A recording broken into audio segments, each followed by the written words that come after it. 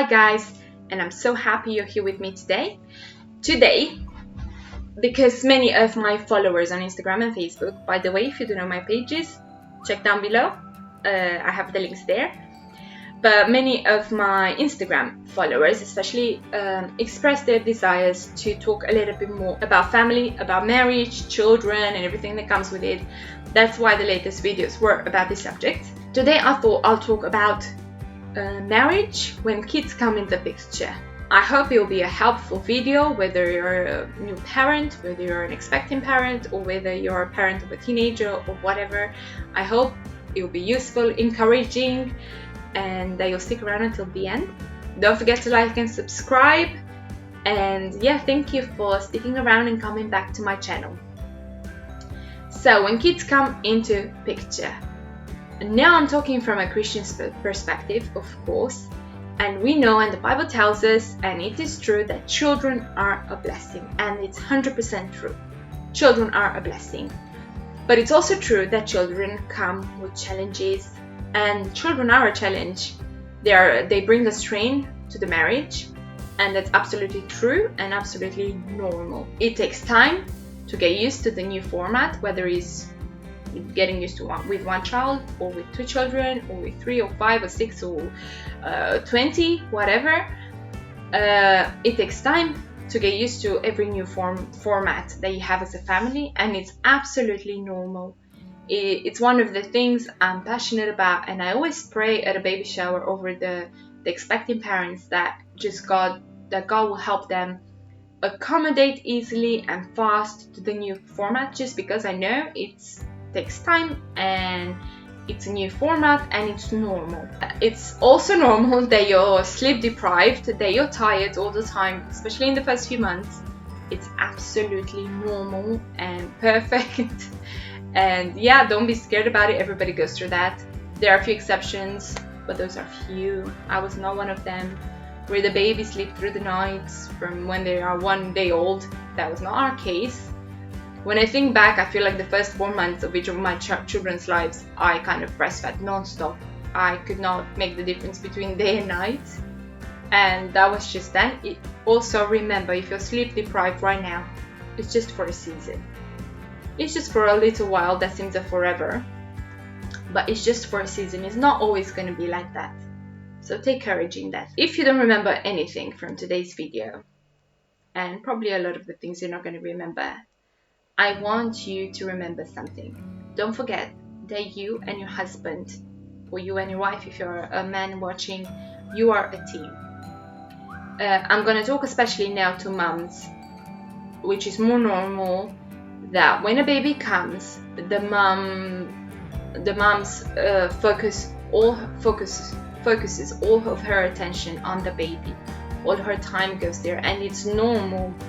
As I said, the first 4 months of both of my children's lives feels like I was breastfeeding non-stop. They used to take forever and eat very often, so I didn't get to do much in between the breastfeeding sessions. So it's normal that it takes a lot of your time. But what I want to say, and just kind of draw an attention, mums, don't forget about the dads. Before you were a mum, you were a wife. The covenant you made before God, you made it towards your husband, not towards your children. The children are just the extra, the blessing given over. It's like as if you fill a glass of water, and then imagine you pour water and it just pours over. That's what children are, the pouring over. You were a family before you had kids. Don't forget that. I don't like this expression, when do you intend to form a family, meaning when do you intend to have children. No, you're already a family before you have kids. And in case you're watching and you don't have children, you're no less of a family than I am with Sam and our kids. You are a family already. But basically, mums, don't forget about your husbands. I know it's hard. I know your natural instinct is to give all your attention towards your baby. It's normal that your baby takes a lot of your time. That's why husbands, now you come into picture too. I had the blessing of having a husband who was and is very involved in raising our children. But if you are not, or if you never thought about being, or I don't know, it's just never modeled to you, just so you know, now is your time to get involved. Even though you were at work 8 hours, 9 hours, your wife has been taking care of a child, and that's a 24/7 job. The moment you become a parent, you can never become a non-parent, you can never go back. So now this is part of your responsibility as well. Maybe you can help her by watching the baby or the children if there's more than one, so that she can have a half an hour nap. Or maybe what she needs is a half an hour in the bath where she can relax. Or maybe what she needs is, while she's breastfeeding, for you to just pick up the hoover and hoover the living room. Remember, you are a team. Remember, you made a covenant to each other. You're a family, and you were a family before the children came into picture. Behave as a team. As I often repeat to my children, especially at the beginning, it's like football in a way. It's not about the one you having the ball all the time. It's about learning to work as a team, because it's about the team winning, not you putting a goal, but your team still loses. Remember, you are a team. Remember that when one person loses in a marriage, you both lose. It's not about me winning an argument and she losing. No, when one loses, you both lose. Work as a team. Communicate. Talk with each other. You as a wife, tell him what you need, because he can't read your mind. Find solutions, because there's ways and there is solutions there. It's normal that there are challenges, but work together as a team. Everything, as I said, everything changes when a baby comes in the picture. Once you become a parent, whether you like it or not, you're always going to be a parent. When you become a parent, you're a parent for life. Even in the tragic situations, when the child dies, you still will remain a parent. You're just going to be a parent of a deceased person, of a deceased child, but you're always going to be a parent once you become a parent. Including the people that abandon their children, they are still parents, and they will always be parents for the rest of their lives. It's just that there will be parents that chose to abandon their kids. Once you're a parent, you're always a parent. So it's up to you, and only you guys, you two, husband and wife, if this new change will be your greatest blessing or your biggest curse. It's up to you. It's up to nobody else. It's normal that it's hard. It's normal that it's full of challenges. It's normal that it puts a strain on the marriage. But it's up to you if this new change, you're gonna make it, or you're gonna turn it into the greatest blessing or your greatest curse. It's only up to you. Another thing that I want to say is, don't let Netflix, Hollywood, and films and series and everything, and Instagram, even social media, have false expectations, I suppose, of when children come into the picture. If you are already married, you know that the sexual relationship is not as Hollywood or Netflix describes it. It's not as romantic in a way, or passionate, or whatever, as Netflix describes it. I would say after 12 years of marriage, that is better. With time, it gets better than what Hollywood or Netflix tries to express. But when it comes to children, don't let Netflix and Hollywood mess you up to think that it's gonna be this bubble, romantic bubble, where she's always arranged, always in the mood, where the baby sleeps so you can have sex with your wife. It ain't gonna happen, or not every night, or not for a long time. Be realistic.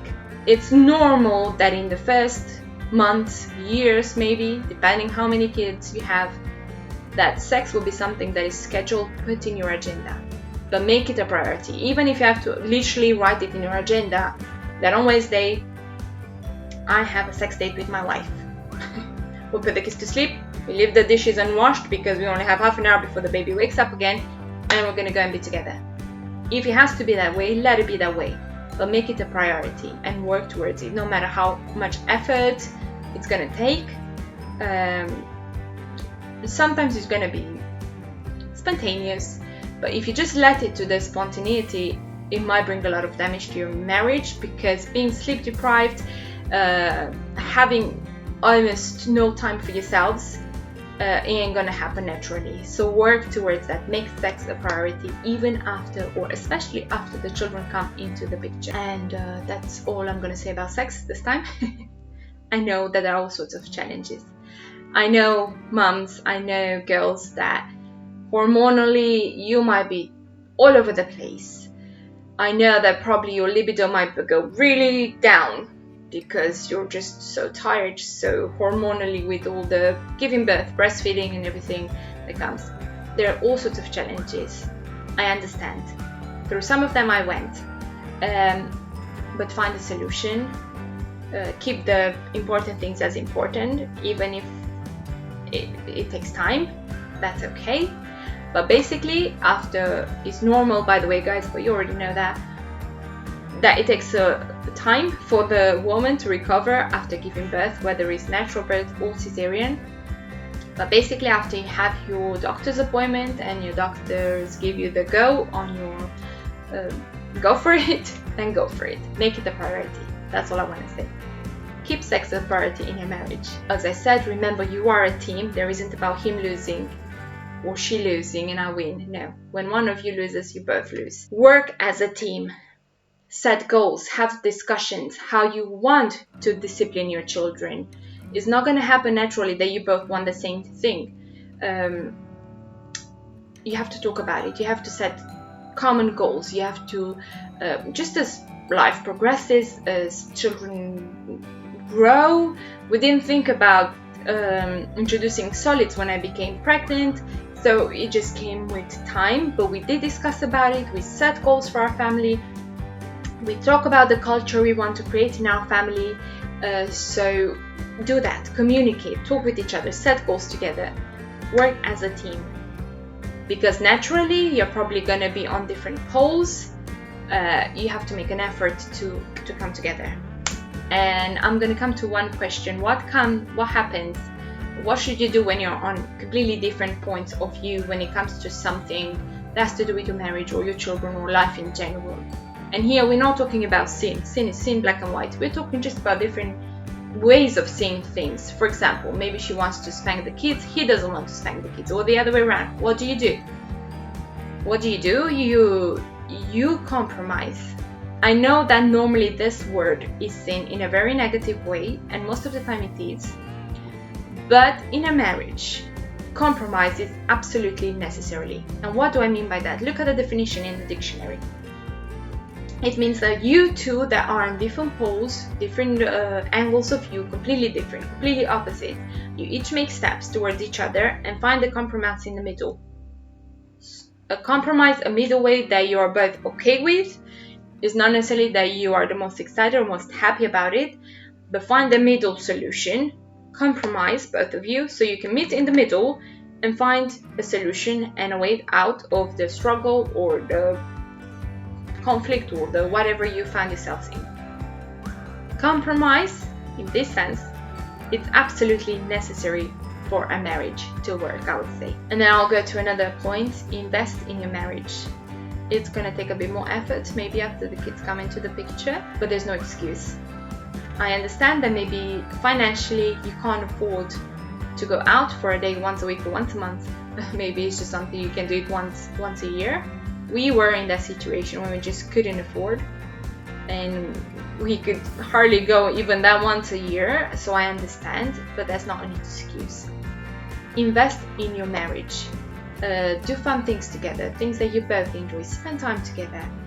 For example, when a few years ago we entered this project where we took two girls into our family. We moved apartments, we moved into a house, and they were girls that came from very difficult backgrounds. Our mission was just to show them a different lifestyle, to help them educationally, as they had very little education.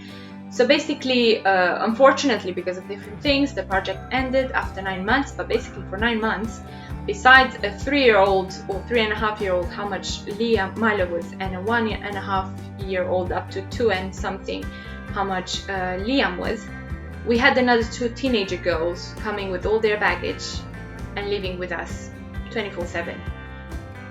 We could not afford, couldn't leave the house, leave them there. We didn't trust them. We didn't necessarily trust leaving somebody else with them, so we needed to be there 24/7. So what do we do? Did we just put our marriage on a pause for 9 months? No.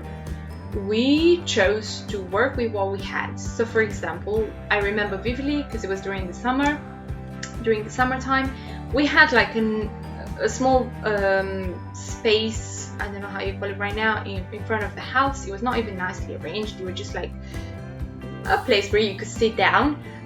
And what we used to do is maybe once a week, not every evening, but maybe once a week, we used to put the kids to bed. The girls had their own schedule as well, and then we used to take dinner, whether it was a yogurt with fruit or a salad or whatever it was, and get outside, put a blanket on the floor, on the patio, I think it's called, I'm not sure exactly, put a candle on, have a dinner. We used to put the laptop with the fireplace burning and just be with each other, breathe for a little bit, enjoy our meal together. It was just a way that we chose in that season of our life to invest in ourselves and in our marriage, even though opposite of where we were living, we had a building of flat, and we had a few people giving us like weird looks, especially one man I remember. Every time we used to go out and do this, he used to go in the balcony and see what we were doing. We were probably looking so weirdos, like these people staying with the candle and their laptop with the light on, just doing nothing. But we didn't care. It was just our way of investing in our marriage. After that, we moved here, and we don't have family close to us, so we can't necessarily say to our kids, you go to grandma and grandpa for a few hours. It's a blessing if you have them around. But what we do is once in a while we put the kids to sleep, and then we just have a game night where we play Scrabble, or we enjoy playing board games and card games. So Sam and I just basically spend some time together. It's important to invest in your marriage and to make time for each other, even in a non-sexual way, by the way, because I already talked about sex. But invest in your marriage, spend time together, find solutions, be creative, ask God to give you creativity in how you can do this, and He's more than eager. I'm going to go to the next point, which probably will also be my last point, which has to do with sleeping arrangements. In the Romanian culture, and not only, now I see it more and more common, there's an encouragement in the co-sleeping aspect of children. And there is this encouragement in co-sleeping with your child. I'm not going to talk pro and against it. What I'm going to say is, Sam and I, when it was our time and we had our babies, we educated ourselves. We chose to read information from both sides of views, and we just made a conscious decision for our family. And basically, we decided that we're not going to co-sleep. Although I breastfed for 1 year each of my children, and we decided just that was our decision. That's where, because we communicated, because we decided we were aware that we were a team, and it's important that we go in the same direction. So we chose to not put the kids to sleep in bed with us. Because I gave birth by cesarean, it was an emergency cesarean with Milo, and then for Liam I didn't have a choice because that's how it is in Romania. But basically it was a bit harder at first. Of course it was hard. It was an effort just to get up and pick up the child and bring him next to me to breastfeed him. And so obviously we had the Moses basket at first, and then the cot next to our bed. And then when they were 5 months old, each of them, we moved them to their own bedroom. Even if it was an effort for me to go 2-3 times a night, wake up, I used to have a couch in the room, and I could breastfeed there and then go back to sleep in my bed. It was an effort, but because we knew where we wanted to get, we knew the final image that we wanted to have for our family, it was okay. It was an effort, yes. It was hard, yes. But I did it because I knew where I wanted to get. So yeah, basically, when it comes to sleeping, especially, I don't know where you are, but in Romania, it's a lot of families where she wants to go sleep, he doesn't want. Or he wants for the child to sleep in the same bed and she doesn't want. what I want to say, remember the compromise. Meet in the middle. Find a solution. Find a compromise so that you're both happy with it. And work towards there. That's kind of all that I wanted to say today. Make conscious decisions for your family. Make your marriage a priority. And remember, you are a team. Remember, when one loses, you both lose. And I'll just leave you with this thought. Children change everything, and it's up to you if this change is going to be your greatest blessing or your biggest curse. Choose wisely, and see you next time. And I hope you'll be encouraged to this video, and take heart, take courage. It's normal to have all sorts of challenges. You are not alone. That's the devil who tries to make us think that it's just you guys as a couple that are going through all of this. No. You're not alone. We went through it, some of the things. Other people went through some of the things you're going through, so you're not alone. You're not the only one. Take heart, take courage. Work towards making this season of your life your greatest blessing. I'll see you next time, and be blessed. Bye!